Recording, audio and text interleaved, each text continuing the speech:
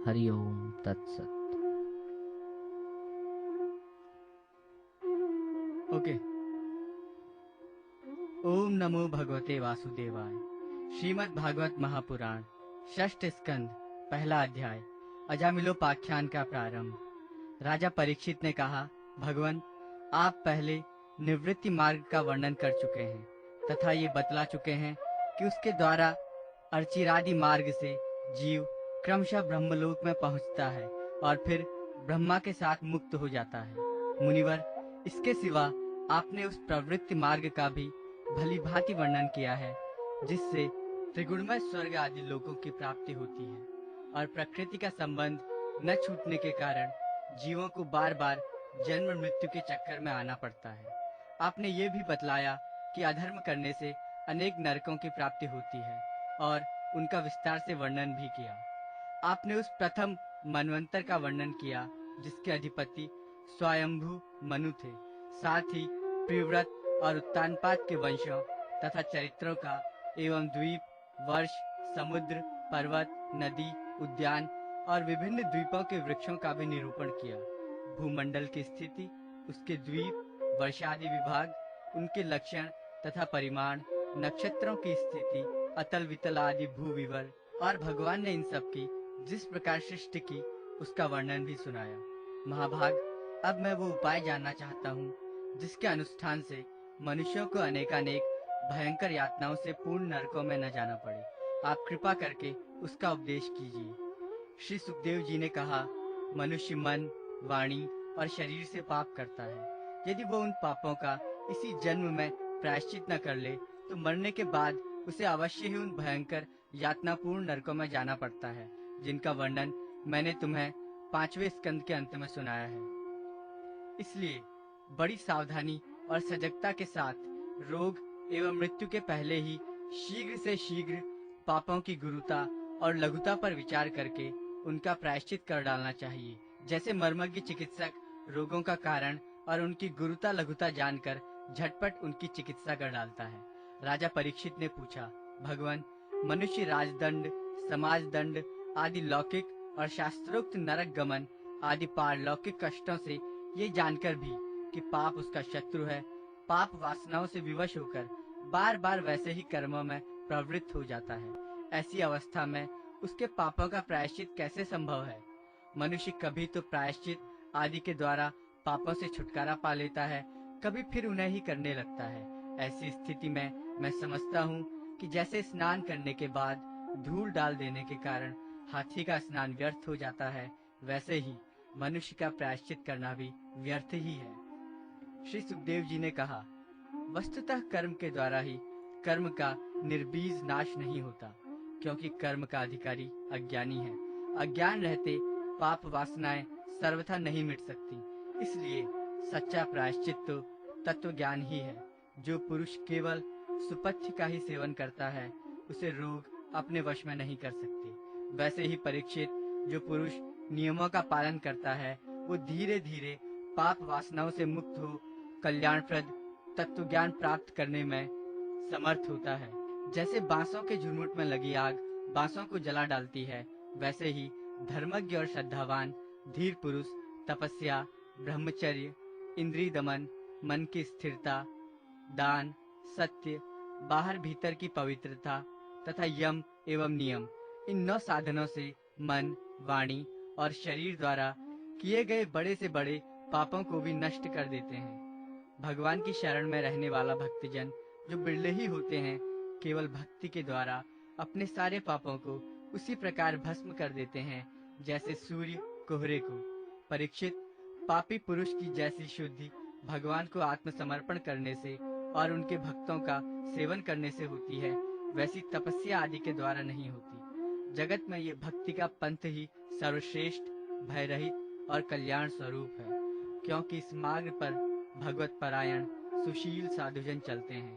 परीक्षित, जैसे शराब से भरे घड़े को नदियां पवित्र नहीं कर सकती, वैसे ही बड़े बड़े प्रायश्चित बार बार किए जाने पर भी भगवत विमुख मनुष्य को पवित्र करने में असमर्थ है। जिन्होंने अपने भगवत गुणानुरागी मन मधुकर को भगवान श्री कृष्ण के चरणारविंद मकरंद का एक बार पान करा दिया, उन्होंने सारे प्रायश्चित कर लिए।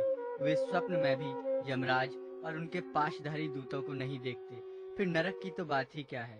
परीक्षित, इस विषय में महात्मा लोग एक प्राचीन इतिहास कहा करते हैं। उसमें भगवान विष्णु और यमराज के दूतों का संवाद है। तुम मुझसे उसे सुनो। कान्यकुब्ज नगर कन्नौज में एक दासी प्रति ब्राह्मण रहता था। उसका नाम था अजामिल। दासी के संसर्ग से दूषित होने के कारण उसका सदाचार नष्ट हो चुका था। वो पतित कभी बटोहियों को बांधकर उन्हें लूट लेता, कभी लोगों को जुए के छल से हरा देता, किसी का धन धोखाधड़ी से ले लेता तो किसी का चुरा लेता। इस प्रकार अत्यंत निंदनीय वृत्ति का आश्रय लेकर वो अपने कुटुंब का पेट भरता था और दूसरे प्राणियों को बहुत ही सताता था। परीक्षित, इसी प्रकार वो वहां रहकर दासी के बच्चों का लालन पालन करता रहा। इस प्रकार उसकी आयु का बहुत बड़ा भाग 88 वर्ष बीत गया। बूढ़े अजामिल के 10 पुत्र थे। उनमें सबसे छोटे का नाम था नारायण। माँ बाप उससे बहुत प्यार करते थे। वृद्ध अजामिल ने अत्यंत मोह के कारण अपना संपूर्ण हृदय अपने बच्चे नारायण को सौंप दिया था। वो अपने बच्चे की तोतली बोली सुन सुनकर तथा बाल सुलभ खेल देख देख कर फूला नहीं समाता था। अजामिल बालक के स्नेह बंधन में बंध गया था। जब वो खाता था तब उसे भी खिलाता, जब पानी पीता तो उसे भी पिलाता। इस प्रकार वो अतिशय मूढ़ हो गया था। उसे इस बात का पता ही न चला कि मृत्यु मेरे सिर पर आ पहुंची है। वो मूर्ख इसी प्रकार अपना जीवन बिता रहा था कि मृत्यु का समय आ पहुंचा। अब वो अपने पुत्र बालक नारायण के संबंध में ही सोचने विचारने लगा। इतने में ही अजामिल ने देखा कि उसे ले जाने के लिए अत्यंत भयावने 3 यमदूत आए हैं। उनके हाथों में फांसी है, मुंह टेढ़े टेढ़े हैं और शरीर के रोए खड़े हुए हैं। उस समय बालक नारायण वहां से कुछ दूरी पर खेल रहा था। यमदूतों को देखकर अजामिल अत्यंत व्याकुल हो गया और उसने बहुत ऊंचे स्वर से पुकारा, नारायण। भगवान के पार्षदों ने देखा कि ये मरते समय हमारे स्वामी भगवान नारायण का नाम ले रहा है, उनके नाम का कीर्तन कर रहा है, अतः वे बड़े वेग से झटपट वहां आ पहुंचे। उस समय यमराज के दूत दासीपति अजामिल के शरीर में से उसके सूक्ष्म शरीर को खींच रहे थे। विष्णु दूतों ने उन्हें बलपूर्वक रोक दिया। उनके रुकने पर यमराज के दूतों ने उनसे कहा, अरे धर्मराज की आज्ञा का निषेध करने वाले तुम लोग हो कौन? तुम किसके दूत हो? कहाँ से आए हो? और इसे ले जाने से हमें क्यों रोक रहे हो? क्या तुम लोग कोई देवता, उपदेवता अथवा सिद्धश्रेष्ठ हो? हम देखते हैं कि तुम सब लोगों के नेत्र कमल दल के समान कोमलता से भरे हैं। तुम पीले पीले रेशमी वस्त्र पहने हो। तुम्हारे सिर पर मुकुट, कानों में कुंडल और गलों में कमल के हार लहरा रहे हैं। सबकी नई अवस्था है। सुंदर सुंदर 4 भुजाएं हैं। सभी के कर कमलों में धनुष, तरकस, तलवार, गदा, शंख, चक्र, कमल आदि सुशोभित हैं। तुम लोगों की अंग कांति से दिशाओं का अंधकार और प्राकृत प्रकाश भी दूर हो रहा है। हम धर्मराज के सेवक हैं, हमें तुम लोग क्यों रोक रहे हो? श्री सुखदेव जी कहते हैं, परीक्षित, जब यमदूतों ने इस प्रकार कहा तब भगवान नारायण के आज्ञाकारी पार्षदों ने हंसकर मेघ के समान गंभीर वाणी से उनके प्रति यों कहा। भगवान के पार्षदों ने कहा, यमदूतों, यदि तुम लोग सचमुच धर्मराज की आज्ञाकारी हो तो हमें धर्म का लक्षण और धर्म का तत्व सुनाओ। दंड किस प्रकार दिया जाता है? दंड का पात्र कौन है? मनुष्यों में सभी पापाचारी दंडनीय हैं अथवा उनमें से कुछ ही? यमदूतों ने कहा, वेदों ने जिन कर्मों का विधान किया है वे धर्म है और जिनका निषेध किया है वे अधर्म है। वेद स्वयं भगवान के स्वरूप हैं। वे उनके स्वाभाविक श्वास प्रश्वास एवं स्वयं प्रकाश ज्ञान है, ऐसा हमने सुना है। जगत के रजोमय, सत्वमय और तमोमय सभी पदार्थ, सभी प्राणी अपने परम आश्रय भगवान में ही स्थित रहते हैं।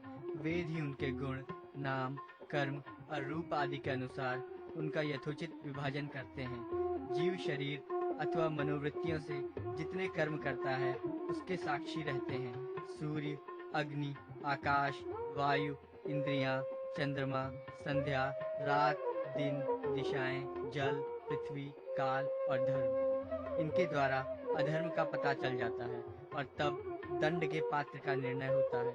पाप कर्म करने वाले सभी मनुष्य अपने अपने कर्मों के अनुसार दंडनीय होते हैं। निष्पाप पुरुषों, जो प्राणी कर्म करते हैं उनका गुणों से संबंध रहता ही है। इसीलिए सभी से कुछ पाप और कुछ पुण्य होते ही हैं, और देहवान होकर कोई भी पुरुष कर्म किए बिना रह ही नहीं सकता। इस लोक में जो मनुष्य जिस प्रकार का और जितना अधर्म या धर्म करता है, वो परलोक में उसका उतना ही और वैसा ही फल भोगता है। देव शिरोमणियों, सत्व, रज और तम, इन तीन गुणों के भेद के कारण इस लोक में भी तीन प्रकार के प्राणी दिख पड़ते हैं: पुण्यात्मा, पापात्मा और पुण्य पाप दोनों से युक्त, अथवा सुखी, दुखी और सुख दुख दोनों से युक्त। वैसे ही परलोक में भी उनकी त्रिविधता का अनुमान किया जाता है। वर्तमान समय ही भूत और भविष्य का अनुमान करा देता है, वैसे ही वर्तमान जन्म के पाप पुण्य भी भूत और भविष्य जन्मों के पाप पुण्य का अनुमान करा देते हैं। हमारे स्वामी अजन्मा भगवान सर्वज्ञ यमराज सबके अंतःकरणों में ही विराजमान हैं, इसीलिए वे अपने मन से ही सबके पूर्व रूपों को देख लेते हैं। वे साथ ही उनके भावी स्वरूप का भी विचार कर लेते हैं। जैसे सोया हुआ अज्ञानी पुरुष स्वप्न के समय प्रतीत हो रहे कल्पित शरीर को ही अपना वास्तविक शरीर समझता है, सोए हुए अथवा जागने वाले शरीर को भूल जाता है, वैसे ही जीव भी अपने पूर्व जन्मों की याद भूल जाता है और वर्तमान शरीर के सिवा पहले और पिछले शरीरों के संबंध में कुछ भी नहीं जानता। सिद्ध पुरुषों, जीव इस शरीर में 5 कर्मेंद्रियों से लेना देना, चलना फिरना आदि काम करता है। 5 ज्ञानेंद्रियों से रूप रस आदि 5 विषयों का अनुभव करता है और 16वें मन के साथ 17वां वो स्वयं मिलकर अकेले ही मन, ज्ञानेंद्रिय और कर्मेंद्रिय इन तीनों के विषयों को भोगता है। जीव का ये 16 कला और सत्वादि 3 गुणों वाला लिंग शरीर अनादि है। यही जीव को बार बार हर्ष, शोक, भय और पीड़ा देने वाले जन्म मृत्यु के चक्कर में डालता है। जो जीव अज्ञानवश काम, क्रोध, लोभ, मोह, मद, मत्सर इन 6 शत्रुओं पर विजय प्राप्त नहीं कर लेता, उसे इच्छा न रहते हुए भी विभिन्न वासनाओं के अनुसार अनेकों कर्म करने पड़ते हैं। वैसी स्थिति में वो रेशम के कीड़े के समान अपने को कर्म के जाल में जकड़ लेता है और इस प्रकार अपने हाथों मोह का शिकार बन जाता है। कोई शरीरधारी जीव बिना कर्म किए कभी एक क्षण भी नहीं रह सकता। प्रत्येक प्राणी के स्वाभाविक गुण बलपूर्वक विवश करके उससे कर्म कराते हैं। जीव अपने पूर्व जन्मों के पाप पुण्यमय संस्कारों के अनुसार स्थूल और सूक्ष्म शरीर प्राप्त करता है। उसकी स्वाभाविक एवं प्रबल वासनाएं कभी उसे माता के जैसा बना देती हैं तो कभी पिता के जैसा। प्रकृति का संसर्ग होने से ही पुरुष अपने को अपने वास्तविक स्वरूप के विपरीत लिंग शरीर मान बैठा है। ये विपर्यय भगवान के भजन से शीघ्र ही दूर हो जाता है। देवताओं, आप जानते ही हैं कि ये अजामिल बड़ा शास्त्रज्ञ था। शील, सदाचार और सद्गुणों का तो ये खजाना ही था। ब्रह्मचारी, विनयी, जितेंद्रिय, सत्यनिष्ठ, मंत्रवेत्ता और पवित्र भी था। इसने गुरु, अग्नि, अतिथि और वृद्ध पुरुषों की सेवा भी की। अहंकार तो इसमें था ही नहीं। ये समस्त प्राणियों का हित चाहता, उपकार करता, आवश्यकता के अनुसार ही बोलता और किसी के गुणों में दोष नहीं ढूंढता था। एक दिन ये ब्राह्मण अपने पिता के आदेशानुसार वन में गया और वहां से फल, फूल, समिधा तथा कुछ लेकर घर के लिए लौटा। लौटते समय इसने देखा कि एक भ्रष्ट शूद्र जो बहुत कामी और निर्लज्ज है, शराब पीकर किसी वेश्या के साथ विहार कर रहा है। वेश्या भी शराब पीकर मतवाली हो रही है। नशे के कारण उसकी आंखें नाच रही हैं, वो अर्धनग्न अवस्था में हो रही है। वो शूद्र उस वेश्या के साथ कभी गाता, कभी हंसता और कभी तरह तरह की चेष्टाएं करके उसे प्रसन्न करता है। निष्पाप पुरुषों, शूद्र की भुजाओं में अंगरागादि कामोद्दीपक वस्तुएं लगी हुई थी और वो उनसे उस उल्टा का आलिंगन कर रहा था। अजामिल उन्हें इस अवस्था में देखकर सहसा मोहित और काम के वश हो गया। यद्यपि अजामिल ने अपने धैर्य और ज्ञान के अनुसार अपने काम वेग से विचलित मन को रोकने की बहुत बहुत चेष्टाएं की, परंतु पूरी शक्ति लगा देने पर भी वो अपने मन को रोकने में असमर्थ रहा। उस वेश्या को निमित्त बनाकर काम पिशाच ने अजामिल के मन को ग्रस लिया। इसकी सदाचार और शास्त्र संबंधी चेतना नष्ट हो गई। अब ये मन ही मन उसी वेश्या का चिंतन करने लगा और अपने धर्म से विमुख हो गया। अजामिल सुंदर सुंदर वस्त्र, आभूषण आदि वस्तुएं जिनसे वो प्रसन्न होती ले आता। यहाँ तक कि इसने अपने पिता की सारी संपत्ति देकर भी उसी कुल्टा को रिझाया। ये ब्राह्मण उसी प्रकार की चेष्टा करता जिससे वो वेश्या प्रसन्न हो। उस स्वच्छंद चारिणी कुल्टा की तिरछी चितवन ने इसके मन को ऐसा लुभा लिया कि इसने अपनी कुलीन नवयुवती और विवाहिता पत्नी तक का परित्याग कर दिया। इसके पाप की भी भला कोई सीमा है? ये कुबुद्धि न्याय से अन्याय से जैसे भी जहाँ कहीं भी धन मिलता वहीं से उठा लाता। उस वेश्या के बड़े कुटुंब का पालन करने में ये व्यस्त रहता। उस पापी ने शास्त्राज्ञा का उल्लंघन करके स्वच्छंद आचरण किया है। ये सत्पुरुषों के द्वारा निंदित है। इसने बहुत दिनों तक वेश्या के मल समान अपवित्र अन्न से अपना जीवन व्यतीत किया है। इसका सारा जीवन ही पापमय है। इसने अब तक अपने पापों का कोई प्रायश्चित भी नहीं किया है। इसलिए अब हम इस पापी को दंडपाणी भगवान यमराज के पास ले जाएंगे। वहां ये अपने पापों का दंड भोग कर शुद्ध हो जाएगा। दूसरा अध्याय विष्णु दूतों द्वारा भागवत धर्म निरूपण और अजामिल का परधाम गमन। श्री सुखदेव जी कहते हैं, परीक्षित, भगवान के नीति निपुण एवं धर्म का मर्म जानने वाले पार्षदों ने यमदूतों का ये अभिभाषण सुनकर उनसे इस प्रकार कहा। भगवान के पार्षदों ने कहा, यमदूतों, ये बड़े आश्चर्य और खेद की बात है कि धर्मज्ञों की सभा में अधर्म प्रवेश कर रहा है, क्योंकि वह निरपराध और अदंडनीय व्यक्तियों को व्यर्थ ही दंड दिया जाता है। जो प्रजा के रक्षक हैं, शासक हैं, समदर्शी और परोपकारी हैं, यदि वे ही प्रजा के प्रति विषमता का व्यवहार करने लगे तो फिर प्रजा किसकी आचरण करते हैं। साधारण लोग भी वैसा ही करते हैं। वे अपने आचरण के द्वारा जिस कर्म को धर्मानुकूल प्रमाणित कर देते हैं, लोग उसी का अनुकरण करने लगते हैं। साधारण लोग पशुओं के समान धर्म और अधर्म का स्वरूप न जानकर किसी सत्पुरुष पर विश्वास कर लेते हैं। उसकी गोद में सिर रखकर निर्भय और निश्चिंत सो जाते हैं। वही दयालु सत्पुरुष जो प्राणियों का अत्यंत विश्वास पात्र है और जिसे मित्र भाव से अपना हितैषी समझकर उन्होंने आत्मसमर्पण कर दिया है, उन अज्ञानी जीवों के साथ कैसे विश्वासघात कर सकता है। यमदूतों, इसने कोटि कोटि जन्मों की पाप राशि का पूरा पूरा प्रायश्चित कर लिया है, क्योंकि इसने विवश होकर ही सही भगवान के परम कल्याणमय नाम का उच्चारण तो किया है।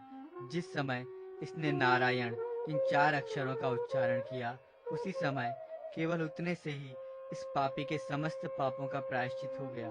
चोर, शराबी, मित्रद्रोही, ब्रह्मघाती, गुरुपत्नी गामी, ऐसे लोगों का संसर्गी, स्त्री, राजा, पिता और गाय को मारने वाला, चाहे जैसा और चाहे जितना बड़ा पापी हो, सभी के लिए ही सही इतना ही सबसे बड़ा प्रायश्चित है कि भगवान के नामों का उच्चारण किया जाए, क्योंकि भगवान नामों के उच्चारण से मनुष्य की बुद्धि भगवान के गुण, लीला और स्वरूप में रम जाती है और स्वयं भगवान की उसके प्रति आत्मीय बुद्धि हो जाती है।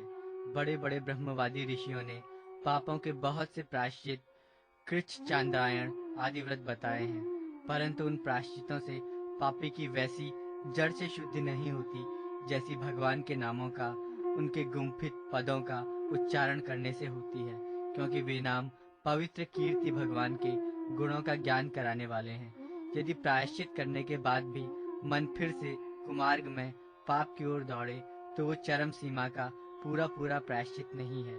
इसलिए जो लोग ऐसा प्रायश्चित करना चाहें कि जिससे पाप कर्म और वासनाओं की जड़ ही उखड़ जाए, उन्हें भगवान के गुणों का ही गान करना चाहिए, क्योंकि उससे चित्त सर्वथा शुद्ध हो जाता है। इसलिए यमदूतों, तुम लोग अजामिल को मत ले जाओ।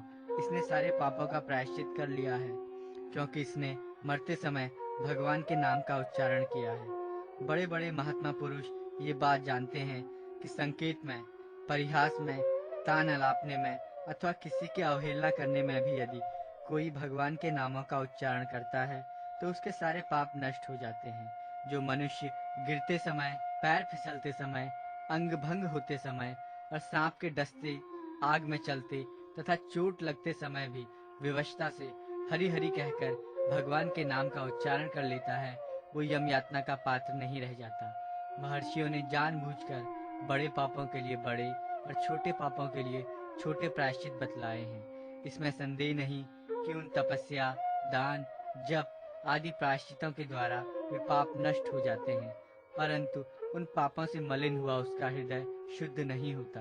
भगवान के चरणों की सेवा से वो भी शुद्ध हो जाता है। यमदूतों जैसे जान या अनजान में ईंधन से अग्नि का स्पर्श हो जाए तो वो भस्म हो ही जाता है, वैसे ही जानबूझकर या अनजान में भगवान के नामों का संकीर्तन करके मनुष्य के सारे पाप भस्म हो जाते हैं। जैसे कोई परम शक्तिशाली अमृत को उसका गुण न जानकर अनजान में पी ले तो भी वो अवश्य ही पीने वाले को अमर बना देता है, वैसे ही अनजान में उच्चारण करने पर भी भगवान का नाम अपना फल देकर ही रहता है। श्री सुखदेव जी कहते हैं, राजन, इस प्रकार भगवान के पार्षदों ने भागवत धर्म का पूरा पूरा निर्णय सुना दिया और अजामिल को यमदूतों के पाश से छुड़ाकर मृत्यु के मुख से बचा लिया। प्रिय परीक्षित, पार्षदों की ये बात सुनकर यमदूत यमराज के पास गए और उन्हें ये सारा वृत्तांत ज्यों का त्यों सुना दिया। अजामिल यमदूतों के फंदे से छूटकर निर्भय और स्वस्थ हो गया। उसने भगवान के पार्षदों के दर्शन जनित आनंद में मग्न होकर उन्हें सिर झुकाकर प्रणाम किया। निष्पाप परीक्षित, भगवान के पार्षदों ने देखा कि अजामिल कुछ कहना चाहता है, तब वे सहसा उसके सामने ही वहीं अंतर्धान हो गए। इस अवसर पर अजामिल ने भगवान के पार्षदों से विशुद्ध भागवत धर्म और यमदूतों के मुख से वेदोक्त सगुण धर्म का श्रवण किया था। सर्व पापापहारी भगवान की महिमा सुनने से अजामिल के हृदय में शीघ्र ही भक्ति का उदय हो गया। अब उसे अपने पापों को याद करके बड़ा पश्चाताप होने लगा। अजामिल मन ही मन सोचने लगा, अरे मैं कैसा इंद्रियों का दास हूँ। मैंने एक दासी के गर्भ से पुत्र उत्पन्न करके अपना ब्राह्मणत्व नष्ट कर दिया। ये बड़ी दुख की बात है। धिक्कार है, मुझे बार बार धिक्कार है। मैं संतों के द्वारा निंदित हूँ, पापात्मा हूँ। मैंने अपने कुल में कलंक का टीका लगा दिया। हाय हाय, मैंने अपनी सती एवं अबोध पत्नी का परित्याग कर दिया और शराब पीने वाली उल्टा का संसर्ग किया। मैं कितना नीच हूँ। मेरे माँ बाप बूढ़े और तपस्वी थे, वे सर्वथा असहाय थे। उनकी सेवा शुश्रूषा करने वाला और कोई नहीं था। मैंने उनका भी परित्याग कर दिया। ओह, मैं कितना कृतज्ञ हूँ। मैं अब अवश्य ही अत्यंत भयावह नरक में गिरूंगा, जिसमें गिरकर धर्मघाती पापात्मा कामी पुरुष अनेकों प्रकार की यम यातना भोगते हैं। मैंने अभी जो अद्भुत दृश्य देखा, क्या ये स्वप्न है अथवा जागृत अवस्था का ही प्रत्यक्ष अनुभव है? अभी अभी जो हाथों में फंदा लेकर मुझे खींच रहे थे, वे कहाँ चले गए? अभी अभी वे मुझे अपने फंदों में फंसाकर पृथ्वी के नीचे ले जा रहे थे, परंतु 4 अत्यंत सुंदर सिद्धों ने आकर मुझे छुड़ा लिया। वे अब कहाँ चले गए? यद्यपि मैं इस जन्म का महापापी हूँ, फिर भी मैंने पूर्व जन्मों में अवश्य ही शुभ कर्म किए होंगे, तभी तो मुझे इन श्रेष्ठ देवताओं के दर्शन हुए। उनकी स्मृति से मेरा हृदय अब भी आनंद से भर रहा है। मैं उल्टागामी और अत्यंत अपवित्र हूँ। यदि पूर्व जन्म में मैंने पुण्य न किए होते तो मरने के समय मेरी जीभ भगवान के मनमोहक नाम का उच्चारण कैसे कर पाती? कहाँ तो मैं महाकपटी, पापी, निर्लज्ज और ब्रह्म तेज को नष्ट करने वाला, तथा कहाँ भगवान का वो परम मंगलमय नारायण नाम। अब मैं अपने मन, इंद्रिय और प्राणों को वश में करके ऐसा प्रयत्न करूंगा कि फिर अपने को घोर अंधकारमय नरक में न डालूं। अज्ञानवश मैंने अपने को शरीर समझकर उसके लिए बड़ी बड़ी कामनाएं की और उनकी पूर्ति के लिए अनेकों कर्म किए। उन्हीं का फल है ये बंधन। अब मैं इसे काट कर समस्त प्राणियों का हित करूंगा, वासनाओं को शांत कर दूंगा, सबसे मित्रता का व्यवहार करूंगा, दुखियों पर दया करूंगा और पूरे संयम के साथ रहूंगा। भगवान की माया ने स्त्री का रूप धारण करके मुझ अधम को फांस लिया और क्रीड़ा मृग की भांति मुझे बहुत नाच नचाया। अब मैं अपने आप को उस माया से मुक्त करूंगा। मैंने सत्य वस्तु परमात्मा को पहचान लिया है, अतः अब मैं शरीर आदि में मैं तथा मेरे का भाव छोड़कर भगवान नाम के कीर्तन आदि से अपने मन को शुद्ध करूंगा और उसे भगवान में लगाऊंगा। श्री सुखदेव जी कहते हैं, परीक्षित, उन भगवान के पार्षद महात्माओं का केवल थोड़ी ही देर के लिए सत्संग हुआ था। इतने से ही अजामिल के चित्त में संसार के प्रति तीव्र वैराग्य हो गया। वे सबके संबंध और मोह को छोड़कर हरिद्वार चले गए। उस देवस्थान में जाकर वे भगवान के मंदिर में आसन से बैठ गए और उन्होंने योग मार्ग का आश्रय लेकर अपनी सारी इंद्रियों को विषयों से हटाकर मन में लीन कर दिया। और मन को बुद्धि में मिला दिया। इसके बाद आत्मचिंतन के द्वारा उन्होंने बुद्धि को विषयों से पृथक कर लिया तथा भगवान के धाम अनुभव स्वरूप पर ब्रह्म में जोड़ दिया। इस प्रकार जब अजामिल की बुद्धि त्रिगुणमयी प्रकृति से ऊपर उठकर भगवान के स्वरूप में स्थित हो गई, तब उन्होंने देखा कि उनके सामने वे ही चारों पार्षद जिन्हें उन्होंने पहले देखा था खड़े हैं। अजामिल ने सिर झुकाकर उन्हें नमस्कार किया। उनके दर्शन पाने के बाद उन्होंने उस तीर्थ स्थान में गंगा के तट पर अपना शरीर त्याग दिया और तत्काल भगवान के पार्षदों का स्वरूप प्राप्त कर लिया। अजामिल भगवान के पार्षदों के साथ स्वर्णमय विमान पर आरूढ़ होकर आकाश मार्ग से भगवान लक्ष्मीपति के निवास स्थान वैकुंठ को चले गए। परीक्षित, अजामिल ने दासी का सहवास करके सारा धर्म कर्म चौपट कर दिया था। वे अपने निंदित कर्म के कारण पतित हो गए थे। नियमों से च्युत हो जाने के कारण उन्हें नरक में गिराया जा रहा था, परंतु भगवान के एक नाम का उच्चारण करने मात्र से वे उससे तत्काल मुक्त हो गए। जो लोग इस संसार बंधन से मुक्त होना चाहते हैं, उनके लिए अपने चरणों के स्पर्श से तीर्थों को भी तीर्थ बनाने वाले भगवान के नाम से बढ़कर और कोई साधन नहीं है, क्योंकि नाम का आश्रय लेने से मनुष्य का मन फिर कर्म के पचड़ों में नहीं पड़ता। भगवान नाम के अतिरिक्त और किसी प्रायश्चित का आश्रय लेने पर मन रजोगुण और तमोगुण से ग्रस्त ही रहता है तथा पापों का पूरा पूरा नाश भी नहीं होता। परीक्षित, ये इतिहास अत्यंत गोपनीय और समस्त पापों का नाश करने वाला है। जो पुरुष श्रद्धा और भक्ति के साथ इसका श्रवण कीर्तन करता है, वो नरक में कभी नहीं जाता। यमराज के दूत तो आंख उठाकर उसकी ओर नहीं देख सकते। उस पुरुष का जीवन चाहे पापमय ही क्यों न रहा हो, वैकुंठ लोक में उसकी पूजा होती है। परीक्षित, देखो, अजामिल जैसे पापी ने मृत्यु के समय पुत्र के बहाने भगवान के नाम का उच्चारण किया, उसे भी वैकुंठ की प्राप्ति हो गई। फिर जो लोग श्रद्धा के साथ भगवान नाम का उच्चारण करते हैं, उनकी तो बात ही क्या है। तीसरा अध्याय, यम और यमदूतों का संवाद। राजा परीक्षित ने पूछा, भगवान, देवाधिदेव धर्मराज के वश में सारे जीव हैं और भगवान के पार्षदों ने उन्हीं की आज्ञा भंग कर दी तथा उनके दूतों को अपमानित कर दिया। जब उनके दूतों ने यमपुरी में जाकर उनसे अजामिल का वृत्तांत कह सुनाया, तब सब कुछ सुनकर उन्होंने अपने दूतों से क्या कहा। ऋषिवर, मैंने पहले ये बात कभी नहीं सुनी कि किसी ने किसी भी कारण से धर्मराज के शासन का उल्लंघन किया हो। भगवान, इस विषय में लोग बहुत संदेह करेंगे और उसका निवारण आपके अतिरिक्त दूसरा कोई नहीं कर सकता, ऐसा मेरा निश्चय है। श्री सुखदेव जी ने कहा, परीक्षित, जब भगवान के पार्षदों ने यमदूतों का प्रयत्न विफल कर दिया, तब उन लोगों ने संयमनीपुरी के स्वामी और अपने शासक यमराज के पास जाकर निवेदन किया। यमदूतों ने कहा, प्रभु, संसार के जीव 3 प्रकार के कर्म करते हैं, पाप, पुण्य अथवा दोनों से मिश्रित। इन जीवों को उन कर्मों का फल देने वाले शासक संसार में कितने हैं। यदि संसार में दंड देने वाले बहुत से शासक हों, तो किसे सुख मिले और किसे दुख, इसकी व्यवस्था एक सी न हो सकेगी। संसार में कर्म करने वालों के अनेक होने के कारण यदि उनके शासक भी अनेक हों, तो उन शासकों का शासकपना नाम मात्र का ही होगा। जैसे एक सम्राट के अधीन बहुत से नाम मात्र के सामंत होते हैं, इसीलिए हम तो ऐसा समझते हैं कि अकेले आप ही समस्त प्राणियों और उनके स्वामियों के अधीश्वर हैं। आप ही मनुष्यों के पाप और पुण्य के निर्णायक, दंडदाता और शासक हैं। प्रभु, अब तक संसार में कहीं भी आपके द्वारा नियत किए हुए दंड की अवहेलना नहीं हुई थी, किंतु उस समय 4 अद्भुत सिद्धों ने आपकी आज्ञा का उल्लंघन कर दिया। प्रभु, आपकी आज्ञा से हम लोग एक पापी को यातना गृह की ओर ले जा रहे थे, परंतु उन्होंने बलपूर्वक आपके फंदे काटकर उसे छुड़ा दिया। हम आपसे उनका रहस्य जानना चाहते हैं। यदि आप हमें सुनने का अधिकारी समझें तो कहें। प्रभु, बड़े ही आश्चर्य की बात हुई कि इधर तो अजामिल के मुंह से नारायण शब्द निकला और उधर वे डरो मत कहते हुए झटपट वहां आ पहुंचे। श्री सुखदेव जी कहते हैं, जब दूतों ने इस प्रकार प्रश्न किया, तब देव शिरोमणि प्रजा के शासक भगवान यमराज ने प्रसन्न होकर श्री हरि के चरण कमलों का स्मरण करते हुए उनसे कहा। यमराज ने कहा, दूतों, मेरे अतिरिक्त एक और ही चराचर जगत के स्वामी हैं। उन्हीं में ये संपूर्ण जगत सूत में वस्त्र के समान ओतप्रोत है।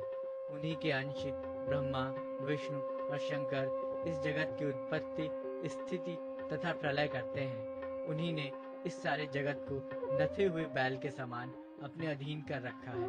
मेरे प्यारे दूतों, जैसे किसान अपने बैलों को पहले छोटी छोटी रस्सियों में बांधकर फिर उन रस्सियों को एक बड़ी आड़ी रस्सी में बांध देते हैं, वैसे ही जगदीश्वर भगवान ने भी ब्राह्मणादि वर्ण और ब्रह्मचर्य आदि आश्रम रूप छोटी छोटी नाम की रस्सियों में बांधकर फिर सब नामों को वेदवाणी रूप बड़ी रस्सी में बांध रखा है। इस प्रकार सारे जीव नाम एवं कर्म रूप बंधन में बंधे हुए भयभीत होकर उन्हें ही अपना सर्वस्व भेंट कर रहे हैं। दूतों, मैं इंद्र, निऋत्र, वरुण, चंद्रमा, अग्नि, शंकर, वायु, सूर्य, ब्रह्मा, 12 आदित्य, विश्व देवता, 8 वसु, साध्य, 49 मरुत, सिद्ध, 11 रुद्र, रजोगुण एवं तमोगुण से रहित भृगु आदि प्रजापति और बड़े बड़े देवता सब के सब सत्व प्रधान होने पर भी उनकी माया के अधीन है तथा भगवान कब क्या किस रूप में करना चाहते हैं इस बात को नहीं जानते, तब दूसरों की बात ही क्या है। दूतों, जिस प्रकार घट पट आदि रूपवान पदार्थ अपने प्रकाशक नेत्र को नहीं देख सकते, वैसे ही अंतःकरण में अपने साक्षी रूप से स्थित परमात्मा को कोई भी प्राणी इंद्रिय, मन, प्राण, हृदय या वाणी आदि किसी भी साधन के द्वारा नहीं जान सकता। वे प्रभु सबके स्वामी और स्वयं परम स्वतंत्र हैं। उन्हीं मायापति पुरुषोत्तम के दूत उन्हीं के समान परम मनोहर रूप, गुण और स्वभाव से संपन्न होकर इस लोक में प्रायः विचरण किया करते हैं। विष्णु भगवान के सुर पूजित एवं परम अलौकिक पार्षदों का दर्शन बड़ा दुर्लभ है। वे भगवान के भक्तजनों को उनके शत्रुओं से, मुझसे और अग्नि आदि सब विपत्तियों से सर्वथा सुरक्षित रखते हैं। स्वयं भगवान ने ही धर्म की मर्यादा का निर्माण किया है। उसे न तो ऋषि जानते हैं और न देवता या सिद्धगण ही। ऐसी स्थिति में मनुष्य, विद्याधर, चारण और असुर आदि तो जान ही कैसे सकते हैं। भगवान के द्वारा निर्मित भागवत धर्म परम शुद्ध और अत्यंत गोपनीय है। उसे जानना बहुत ही कठिन है। जो उसे जान लेता है वो भगवत स्वरूप को प्राप्त हो जाता है। दूतों, भागवत धर्म का रहस्य हम 12 व्यक्ति ही जानते हैं। ब्रह्मा जी, देवर्षि नारद, भगवान शंकर, सनत कुमार, कपिल देव, स्वयंभू मनु, प्रहलाद, जनक, भीष्म पितामह, बलि, सुखदेव जी और मैं। इस जगत में जीवों के लिए बस यही सबसे बड़ा कर्तव्य परम धर्म है कि वे नाम कीर्तन आदि उपायों से भगवान के चरणों में भक्तिभाव प्राप्त कर लें। प्रिय दूतों, भगवान के नामोच्चारण की महिमा तो देखो। अजामिल जैसा पापी भी एक बार नामोच्चारण करने मात्र से मृत्यु पाश से छुटकारा पा गया। भगवान के गुण, लीला और नामों का भली भांति कीर्तन मनुष्यों के पापों का सर्वथा विनाश कर दे, ये कोई उसका बहुत बड़ा फल नहीं है, क्योंकि अत्यंत पापी अजामिल ने मरने के समय चंचल चित्त से अपने पुत्र का नाम नारायण उच्चारण किया। इस नामाभास मात्र से ही उसके सारे पाप तो क्षीण हो ही गए, मुक्ति की भी प्राप्ति हो गई। बड़े बड़े विद्वानों की बुद्धि कभी भगवान के माया से मोहित हो जाती है। वे कर्मों के मीठे मीठे फलों का वर्णन करने वाली अर्थवाद रूपिणी वेदवाणी में ही मोहित हो जाते हैं और यज्ञ यागादि बड़े बड़े कर्मों में ही संलग्न रहते हैं तथा इस सुगमाति सुगम भगवान की महिमा को नहीं जानते। ये कितने खेद की बात है। प्रिय दूतों, बुद्धिमान पुरुष ऐसा विचार कर भगवान अनंत में ही संपूर्ण अंतःकरण से अपना भक्तिभाव स्थापित करते हैं। वे मेरे दंड के पात्र नहीं हैं। पहली बात तो ये कि वे पाप करते ही नहीं, परंतु यदि कदाचित संयोगवश कोई पाप बन भी जाए तो उसे भगवान का गुणगान तत्काल नष्ट कर देता है। जो समदर्शी साधु भगवान को ही अपना साध्य और साधन दोनों समझकर उन पर निर्भर हैं, बड़े बड़े देवता और सिद्ध उनके पवित्र चरित्रों का प्रेम से गान करते रहते हैं। मेरे दूतों, भगवान की गदा उनकी सदा रक्षा करती रहती है। उनके पास तुम लोग कभी भूलकर भी मत फटकना। उन्हें दंड देने की सामर्थ्य न हम में है और न ही साक्षात काल में ही। बड़े बड़े परमहंस दिव्य रस के लोभ से संपूर्ण जगत और शरीर आदि से भी अपनी अहंता, ममता आदि हटाकर अकिंचन होकर निरंतर भगवान मुकुंद के पादार विंद का मकरंद रसपान करते रहते हैं। जो दुष्ट उस दिव्य रस से विमुख हैं और नरक के दरवाजे घर गृहस्थी की तृष्णा का बोझा बांधकर उसे ढो रहे हैं, उन्हीं को मेरे पास बार बार लाया करो। जिनकी जीभ भगवान के गुणों और नामों का उच्चारण नहीं करती, जिनका चित्त उनके चरणार विंदों का चिंतन नहीं करता और जिनका सिर एक बार भी भगवान श्री कृष्ण के चरणों में नहीं झुकता, उन भगवत सेवा विमुख पापियों को ही मेरे पास लाया करो। आज मेरे दूतों ने भगवान के पार्षदों का अपराध करके स्वयं भगवान का ही तिरस्कार किया है। ये मेरा ही अपराध है। पुराण पुरुष भगवान नारायण हम लोगों का ये अपराध क्षमा करें। हम अज्ञानी होने पर भी है उनके निज जन, उनकी आज्ञा पाने के लिए अंजलि बांधकर सदा उत्सुक रहते हैं। अतः परम महिमान्वित भगवान के लिए यही योग्य है कि वे क्षमा कर दें। मैं उन सर्वांतरयामी एक रस अनंत प्रभु को नमस्कार करता हूँ। श्री सुखदेव जी कहते हैं, परीक्षित, इसलिए तुम ऐसा समझ लो कि बड़े से बड़े पापों का सर्वोत्तम, अंतिम और पाप वासनाओं को भी निर्मूल कर डालने वाला प्रायश्चित यही है कि केवल भगवान के गुणों, लीलाओं और नामों का कीर्तन किया जाए। इसी से संसार का कल्याण हो सकता है। जो लोग बार बार भगवान के उदार और कृपापूर्ण चरित्रों का श्रवण कीर्तन करते हैं, उनके हृदय में प्रेममयी भक्ति का उदय हो जाता है। उस भक्ति से जैसी आत्मशुद्धि होती है, वैसी कृच्छ, चांद्रायण आदि व्रतों से नहीं होती। जो मनुष्य भगवान श्री कृष्ण चंद्र के चरणारविंद मकरंद रस का लोभी भ्रमर है, वो स्वभाव से ही माया के अपात्रम्य, दुखद और पहले से ही छोड़े हुए विषयों में फिर नहीं रमता। किंतु जो लोग उस दिव्य रस से विमुख हैं, कामनाओं ने जिनकी विवेक बुद्धि पर पानी फेर दिया है, वे अपने पापों का मार्जन करने के लिए पुनः प्रायश्चित रूप कर्म ही करते हैं। इससे होता ये है कि उनके कर्मों की वासना मिटती नहीं, वे फिर वैसे ही दोष कर बैठते हैं। परीक्षित, जब यमदूतों ने अपने स्वामी धर्मराज के मुख से इस प्रकार भगवान की महिमा सुनी और उसका स्मरण किया, तब उनके आश्चर्य की सीमा न रही। तभी से वे धर्मराज की बात पर विश्वास करके अपने नाश की आशंका से भगवान के आश्रित भक्तों के पास नहीं जाते, और तो क्या, वे उनकी ओर आंख उठाकर देखने में भी डरते हैं। प्रिय परीक्षित, ये इतिहास परम गोपनीय, अत्यंत रहस्यमय है। मलय पर्वत पर विराजमान भगवान अगस्त्य जी ने श्री हरि की पूजा करते समय मुझे ये सुनाया था। चौथा अध्याय, दक्ष के द्वारा भगवान की स्तुति और भगवान का प्रादुर्भाव। राजा परीक्षित ने पूछा, भगवान, आपने संक्षेप में इस बात का वर्णन किया कि स्वयंभू मनवंतर में देवता, असुर, मनुष्य, सर्प और पशु पक्षी आदि की सृष्टि कैसे हुई। अब मैं उसी का विस्तार जानना चाहता हूँ। प्रकृति आदि कारणों के भी परम कारण भगवान अपनी जिस शक्ति से जिस प्रकार उसके बाद की सृष्टि करते हैं, उसे जानने की भी मेरी इच्छा है। सूत जी कहते हैं, शौनकादि ऋषियों, परम योगी व्यास नंदन श्री सुखदेव जी ने राजर्षि परीक्षित का ये सुंदर प्रश्न सुनकर उनका अभिवादन किया और इस प्रकार कहा। श्री सुखदेव जी ने कहा, राजा प्राचीन बरही के 10 लड़के, जिनका नाम प्रचेता था, जब समुद्र से बाहर निकले, तब उन्होंने देखा कि हमारे पिता के निवृत्ति परायण हो जाने से सारी पृथ्वी पेड़ों से घिर गई है। उन्हें वृक्षों पर बड़ा क्रोध आया। उनके तपोबल ने तो मानो क्रोध की आग में आहुति ही डाल दी। बस उन्होंने वृक्षों को जला डालने के लिए अपने मुख से वायु और अग्नि की सृष्टि की। परीक्षित, जब प्रचेताओं की छोड़ी हुई अग्नि और वायु उन वृक्षों को जलाने लगी, तब वृक्षों के राजाधिराज चंद्रमा ने उनका क्रोध शांत करते हुए इस प्रकार कहा, महाभाग्यवान प्रचेताओं, ये वृक्ष बड़े दीन हैं। आप लोग इनसे द्रोह मत कीजिए, क्योंकि आप तो प्रजा की अभिवृद्धि करना चाहते हैं और सभी जानते हैं कि आप प्रजापति हैं। महात्मा प्रचेताओं, प्रजापतियों के अधिपति अविनाशी भगवान श्री हरि ने संपूर्ण वनस्पतियों और औषधियों को प्रजा के हितार्थ, उनके खान पान के लिए बनाया है।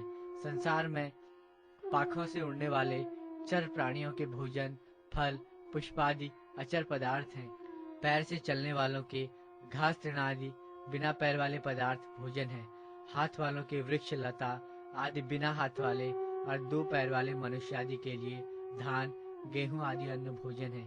4 पैर वाले बैल, ऊंट आदि खेती प्रभृति के द्वारा अन्न की उत्पत्ति में सहायक हैं। निष्पाप प्रचेताओं, आपके पिता और देवादिदेव भगवान ने आप लोगों को ये आदेश दिया कि प्रजा की सृष्टि करो। ऐसी स्थिति में आप वृक्षों को जला डालें, ये कैसे उचित हो सकता है? आप लोग अपना क्रोध शांत करें और अपने पिता, पितामह, प्रपितामह आदि के द्वारा सेवित सत्पुरुषों के मार्ग का अनुसरण करें। जैसे माँ बाप बालकों की, पलके नेत्रों की, पति पत्नी की, गृहस्थ भिक्षुकों की और ज्ञानी अज्ञानियों की रक्षा करते हैं और उनका हित चाहते हैं, वैसे ही प्रजा की रक्षा और हित का उत्तरदायी राजा होता है। प्रचेताओं, समस्त प्राणियों के हृदय में सर्वशक्तिमान भगवान आत्मा के रूप में विराजमान है। इसलिए आप लोग सभी को भगवान का निवास स्थान समझें। यदि आप ऐसा करेंगे तो भगवान को प्रसन्न कर लेंगे।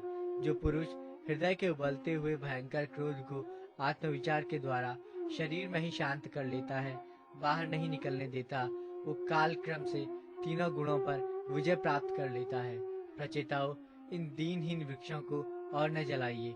जो कुछ बच रहे हैं उनकी रक्षा कीजिए, इससे आपका भी कल्याण होगा। इस श्रेष्ठ कन्या का पालन इन वृक्षों ने ही किया है, इसे आप लोग पत्नी के रूप में स्वीकार कीजिए। परीक्षित, वनस्पतियों के राजा चंद्रमा ने प्रचेताओं को इस प्रकार समझा बुझाकर उन्हें प्रमलोचा अप्सरा की सुंदरी कन्या दे दी और वे वहां से चले गए। प्रचेताओं ने धर्मानुसार उसका पाणी ग्रहण किया। उन्हीं प्रचेताओं के द्वारा उस कन्या के गर्भ से प्राचेतस दक्ष की उत्पत्ति हुई। फिर दक्ष की प्रजा सृष्टि से तीनों लोग भर गए। इनका अपनी पुत्रियों पर बड़ा प्रेम था। इन्होंने जिस प्रकार अपने संकल्प और वीर से विविध प्राणियों की सृष्टि की, वो मैं सुनाता हूँ, तुम सावधान होकर सुनो। परीक्षित, पहले प्रजापति दक्ष ने जल, थल और आकाश में रहने वाले देवता, असुर एवं मनुष्य आदि प्रजा की सृष्टि अपने संकल्प से ही की। जब उन्होंने देखा कि वो सृष्टि बढ़ नहीं रही है, तब उन्होंने विंध्याचल के निकट पर्वतों पर जाकर बड़ी घोर तपस्या की। वहाँ एक अत्यंत श्रेष्ठ तीर्थ है, उसका नाम है अगमर्षण।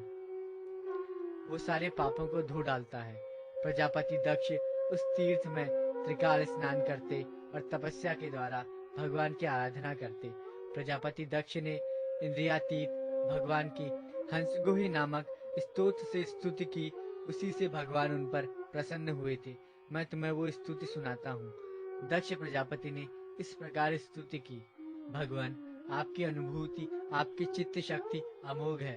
आप जीव और प्रकृति से परे उनके नियंता और उन्हें सत्ता स्फूर्ति देने वाले हैं। जिन जीवों ने त्रिगुणमयी सृष्टि को ही वास्तविक सत्य समझ रखा है, वे आपके स्वरूप का साक्षात्कार नहीं कर सके हैं, क्योंकि आप तक किसी भी प्रमाण की पहुंच नहीं है। आपकी कोई अवधि, कोई सीमा नहीं है। आप स्वयं प्रकाश और परात्पर हैं। मैं आपको नमस्कार करता हूँ। यह तो जीव और ईश्वर एक दूसरे के सखा हैं तथा इसी शरीर में इकट्ठे ही निवास करते हैं, परंतु जीव सर्वशक्तिमान आपके सख्य भाव को नहीं जानता। ठीक वैसे ही जैसे रूप, रस, गंध आदि विषय अपने प्रकाशित करने वाली नेत्र, घ्राण आदि इंद्रिय वृत्तियों को नहीं जानते, क्योंकि आप जीव और जगत के दृष्टा हैं, दृश्य नहीं।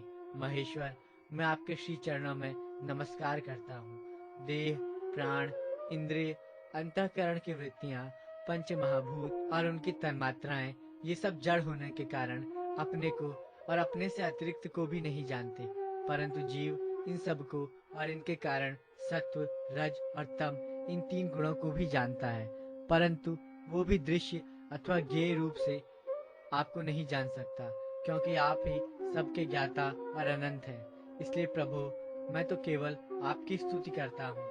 जब समाधि काल में प्रमाण, विकल्प और विपर्य रूप विविध ज्ञान और स्मरण शक्ति का लोप हो जाने से इस नाम रूपात्मक जगत का निरूपण करने वाला मन उपरत हो जाता है, उस समय बिना मन के भी केवल सच्चिदानंदमयी अपनी स्वरूप स्थिति के द्वारा आप प्रकाशित होते रहते हैं। प्रभु, आप शुद्ध हैं और शुद्ध हृदय मंदिर ही आपका निवास स्थान है।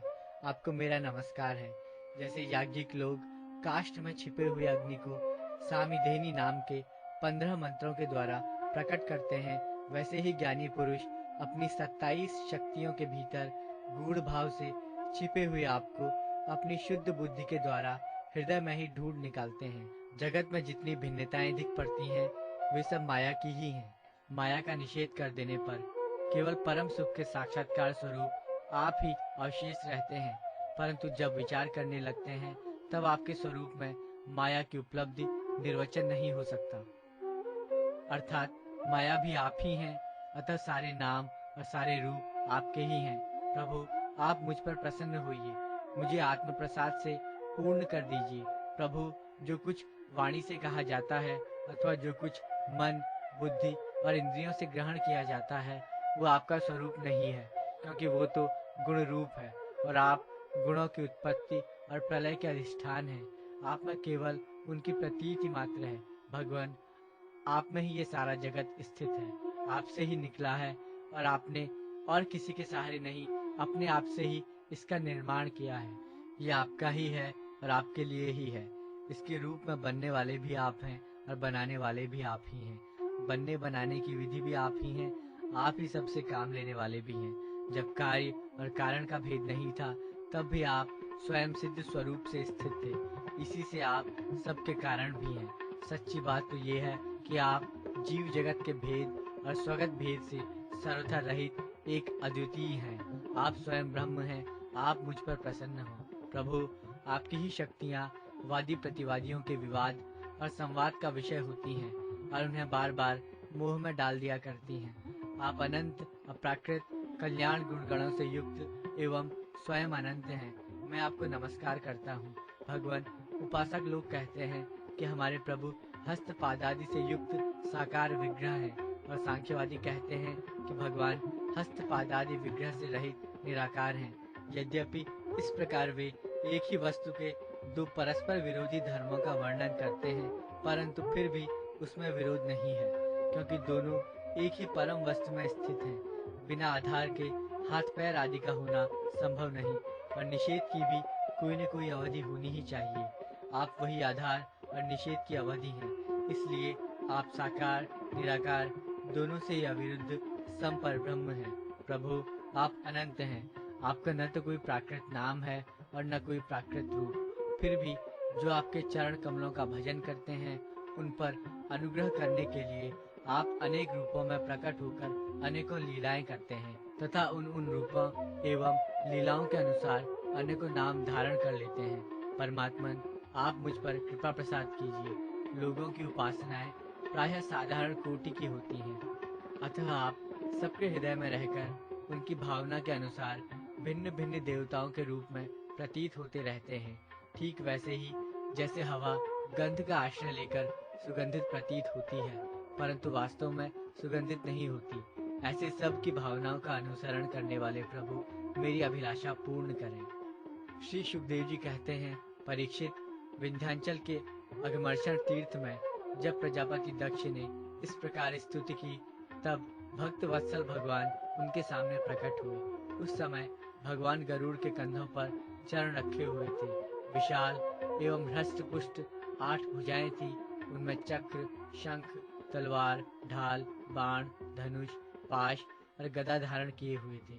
वर्षाकालीन मेघ के समान श्यामल शरीर पर पीतांबर फहरा रहा था। मुखमंडल प्रफुल्लित था, नेत्रों से प्रसाद की वर्षा हो रही थी, घुटनों तक वनमाला लटक रही थी, वक्ष स्थल पर सुनहरी रेखा, श्रीवत्स चिन्ह और गले में कौस्तुभमणि जगमगा रही थी।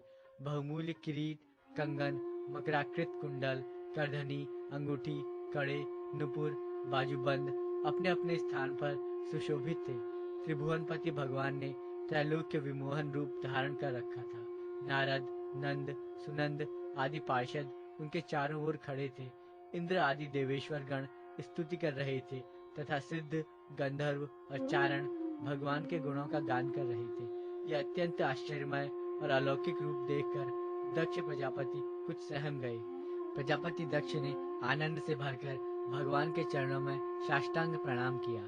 जैसे झरनों के जल से नदियां भर जाती हैं, वैसे ही परमानंद के उद्रेक से उनकी एक एक इंद्रिय भर गई और आनंद परवश हो जाने के कारण वे कुछ भी बोल न सके। परीक्षित, प्रजापति दक्ष अत्यंत नम्रता से झुककर भगवान के सामने खड़े हो गए।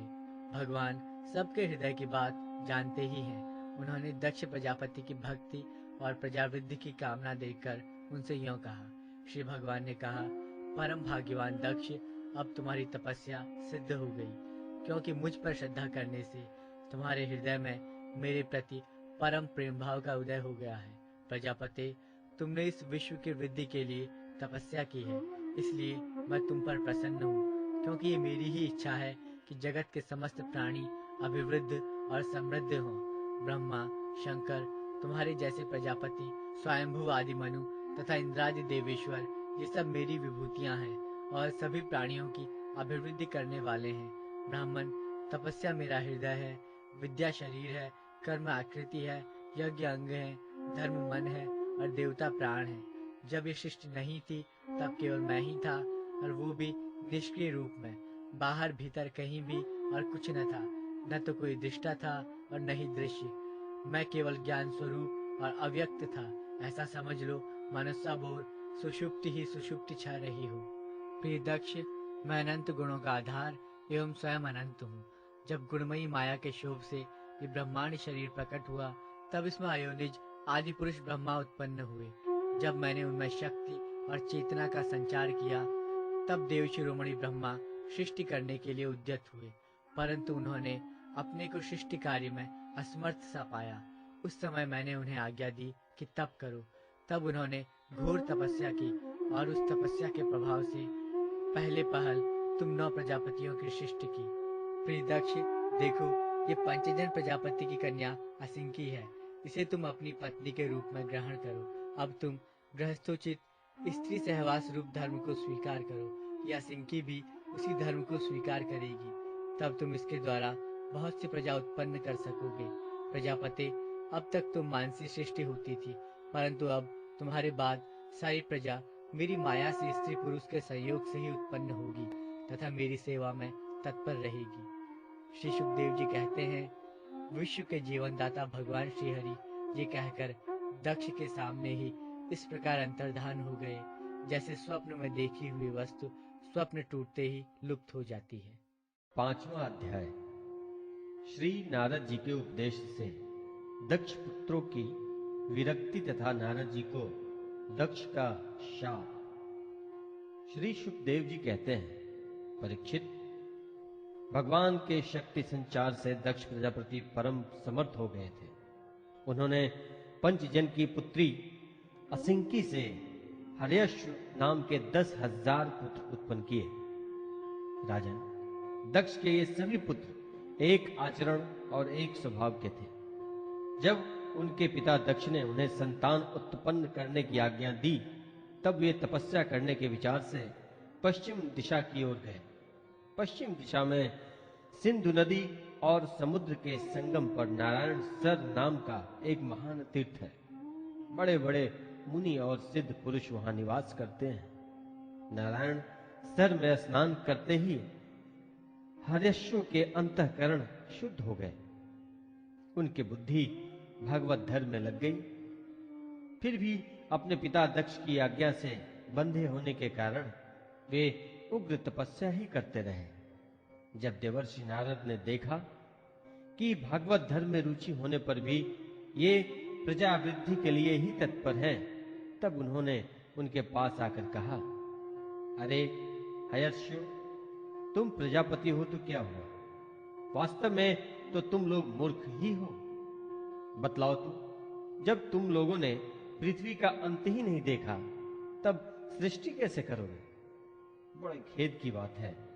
देखो, एक ऐसा देश है जिसमें एक ही पुरुष है, एक ऐसा बिल है जिससे बाहर निकलने का रास्ता ही नहीं है, एक ऐसी स्त्री है जो बहुरूपणी है, एक ऐसा पुरुष है जो व्यभिचारिणी का पति है, एक ऐसी नदी है जो आगे पीछे दोनों ओर बहती है, एक ऐसा विचित्र घर है जो 25 पदार्थों से बना है, एक ऐसा हंस है जिसकी कहानी बड़ी विचित्र है, एक ऐसा चक्र है जो छुरे एवं ब्रज से बना हुआ है और अपने आप घूमता रहता है। मूर्ख हर्यश्व, जब तक तुम लोग अपने सर्वज्ञ पिता के उचित आदेश को समझ नहीं लोगे और इन उपर्युक्त वस्तुओं को देख नहीं लोगे, तब तक उनके आज्ञानुसार सृष्टि कैसे कर सकोगे? श्री सुखदेव जी कहते हैं, परीक्षित, हयर्ष जन्म से ही बड़े बुद्धिमान थे। वे देवर्षि नारद की यह पहेली, ये गूढ़ वचन सुनकर अपनी बुद्धि से स्वयं ही विचार करने लगे। देवर्षि नारद का कहना तो सच है। यह लिंग शरीर ही, जिसे साधारणतः जीव कहते हैं, पृथ्वी है और यही आत्मा का अनादि बंधन है।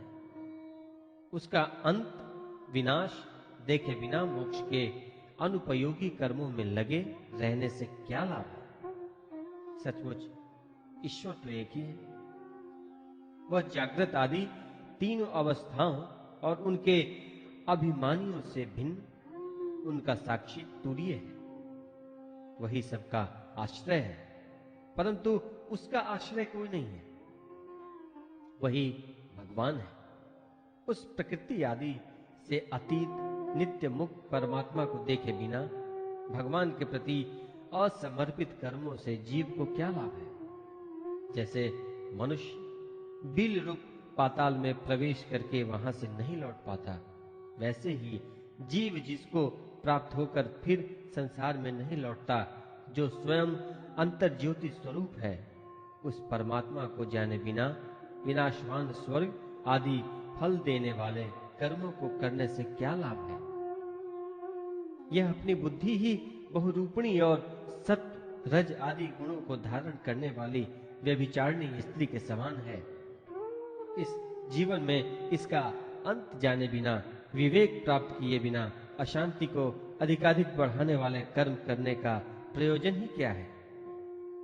यह बुद्धि ही उल्टा स्त्री के समान है। इसके संग से जीव रूप पुरुष का ऐश्वर्य, इसकी स्वतंत्रता नष्ट हो गई है। इसी के पीछे पीछे वह उल्टा स्त्री के पति की भांति न जाने कहां कहां भटक रहा है। इसकी विभिन्न गतियों चालों को जाने बिना ही विवेक रहित कर्मों से क्या सिद्धि मिलेगी?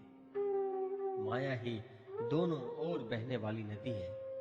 यह सृष्टि भी करती है और प्रलय भी। जो लोग इससे निकलने के लिए तपस्या, विद्या आदि तट का सहारा लेने लगते हैं, उन्हें रोकने के लिए क्रोध, अहंकार आदि के रूप में वह और भी वेग से बढ़ने लगती है। जो पुरुष उसके वेग से विवश एवं अनभिज्ञ है, वह मायिक कर्मों से क्या लाभ उठाएगा? ये 25 तत्व ही एक अद्भुत घर है। पुरुष उनका आश्चर्य में आश्रय है। वही समस्त कार्य कारणात्मक जगत का अधिष्ठाता है। यह बात न जानकर सच्चा स्वातंत्र प्राप्त किए बिना झूठी स्वतंत्रता के लिए किए जाने वाले कर्म व्यर्थ ही हैं। भगवान का स्वरूप बतलाने वाला शास्त्र हंस के समान नीर क्षीर विवेकी है। वह बंध मोक्ष चेतन और जड़ को अलग अलग करके दिखा देता है। ऐसे आध्यात्म शास्त्र रूप हंस का आश्रय छोड़कर उसे जाने बिना बहिर्मुख बनाने वाले कर्मों से लाभ ही क्या है? यह काल ही एक चक्र है। यह निरंतर घूमता रहता है। इसकी धार छुरे और वज्र के समान तीखी है और यह सारे जगत को अपनी ओर खींच रहा है। इसको रोकने वाला कोई नहीं। यह परम स्वतंत्र है। यह बात न जानकर कर्मों के फल को नित्य समझकर जो लोग सकाम भाव से उनका अनुष्ठान करते हैं, उन्हें उन अनित्य कर्मों से क्या लाभ होगा? शास्त्र ही पिता है, क्योंकि दूसरा जन्म शास्त्र के द्वारा ही होता है और उसका आदेश कर्मों में लगना नहीं, उनसे निवृत्त होना है। इसे जो नहीं जानता वह गुणमय शब्द आदि विषयों पर विश्वास कर लेता है। अब वह कर्मों से निवृत्त होने की आज्ञा का पालन भला कैसे कर सकता है? परीक्षित, हयर्षियों ने एक मत से यही निश्चय किया और नारद जी की परिक्रमा करके वे उस मोक्ष पथ के पथिक बन गए जिस पर चलकर फिर लौटना नहीं पड़ता। इसके बाद देवर्षि नारद स्वर ब्रह्म में संगीत लहरी में अभिव्यक्त हुए भगवान श्री कृष्ण चंद्र के चरण कमलों में अपने चित्त को अखंड रूप से स्थिर करके लोक लोकांतरों में विचरने लगे। परीक्षित, जब दक्ष प्रजापति को मालूम हुआ कि मेरे शीलवान पुत्र नारद के उपदेश से कर्तव्यच्युत हो गए हैं, तब वे शोक से व्याकुल हो गए। उन्हें बड़ा पश्चाताप हुआ। सचमुच अच्छी संतान का होना भी शोक का ही कारण है। ब्रह्मा जी ने दक्ष प्रजापति को बड़ी सांत्वना दी। तब उन्होंने पंचजन नंदिनी आसिंकी के गर्भ से 1000 पुत्र और उत्पन्न किए। उनका नाम था शबलाश्व। वे भी अपने पिता दक्ष प्रजापति की आज्ञा पाकर प्रजा सृष्टि के उद्देश्य से तप करने लगे। उसी नारायण सरोवर पर गए जहां जाकर उनके बड़े भाइयों ने सिद्धि प्राप्त की थी। शबलाश्व ने वहां जाकर उस सरोवर में स्नान किया। स्नान मात्र से ही उनके अंतःकरण के सारे मल धुल गए। अब वे पर ब्रह्म स्वरूप प्रणव का जप करते हुए महान तपस्या में लग गए। कुछ महीनों तक केवल जल और कुछ महीनों तक केवल हवा पीकर ही उन्होंने हम नमस्कार पूर्वक ओंकार स्वरूप भगवान नारायण का ध्यान करते हैं, जो विशुद्ध चित्त में निवास करते हैं, उनके अंतर्यामी हैं तथा सर्वव्यापक एवं परमहंस स्वरूप है। इस मंत्र का अभ्यास करते हुए मंत्राधिपति भगवान की आराधना की। परीक्षित, इस प्रकार दक्ष के पुत्र शबलाश्व प्रजा सृष्टि के लिए तपस्या में संलग्न थे। उनके पास भी देवर्षि नारद आए और उन्होंने पहले के समान ही कूट वचन कहे। उन्होंने कहा, दक्ष प्रजापति के पुत्रों, मैं तुम लोगों को जो उपदेश देता हूं उसे सुनो। तुम लोग तो अपने भाइयों से बड़ा प्रेम करते हो, इसलिए उनके मार्ग का अनुसंधान करो। जो धर्मज्ञ भाई अपने बड़े भाइयों के श्रेष्ठ मार्ग का अनुसरण करता है, वही सच्चा भाई है। वह पुण्यवान पुरुष परलोक में मरुद गणों के साथ आनंद भोगता है। परीक्षित, शबलाश्व को इस प्रकार उपदेश देकर देवर्षि नारद वहां से चले गए और उन लोगों ने भी अपने भाइयों के मार्ग का ही अनुगमन किया, क्योंकि नारद जी का दर्शन कभी व्यर्थ नहीं जाता। वे उस पथ के पथिक बने जो अंतर्मुखी वृत्ति से प्राप्त होने वाला अत्यंत सुंदर और भगवत प्राप्ति के अनुकूल है। वे बीती हुई रात्रियों के समान न तो उस मार्ग से अब तक लौटे हैं और न आगे लौटेंगे ही। दक्ष प्रजापति ने देखा कि आजकल बहुत से अशकुन हो रहे हैं। उनके चित्त में पुत्रों के अनिष्ट की आशंका को हो आई। इतने में ही उन्हें मालूम हुआ कि पहले की भांति अब की बार भी नारद जी मेरे पुत्रों को चौपट कर दिया। उन्हें अपने पुत्रों की कर्तव्यच्युति से बड़ा शोक हुआ और वे नारद जी पर बड़े क्रोधित हुए। उनके मिलने पर क्रोध के मारे दक्ष प्रजापति के होठ फड़कने लगे और वे आवेश से भरकर नारद जी से बोले। दक्ष प्रजापति ने कहा, ओ दुष्ट, तुमने झूठ मूठ साधुओं का बाना पहन रखा है। हमारे भोले भाले बालकों को भिक्षुओं का मार्ग दिखाकर तुमने हमारा बड़ा अपकार किया है। अभी उन्होंने ब्रह्मचर्य से ऋषि ऋण, यज्ञ से देव ऋण और पुत्रोक्ति से पितृ ऋण नहीं उतारा है। उन्हें अभी कर्म फल की नश्वरता के संबंध में भी कुछ विचार नहीं था, परंतु पापात्मन, तुमने उनके दोनों लोगों का सुख चौपट कर दिया। सचमुच तुम्हारे हृदय में दया का नाम भी नहीं है।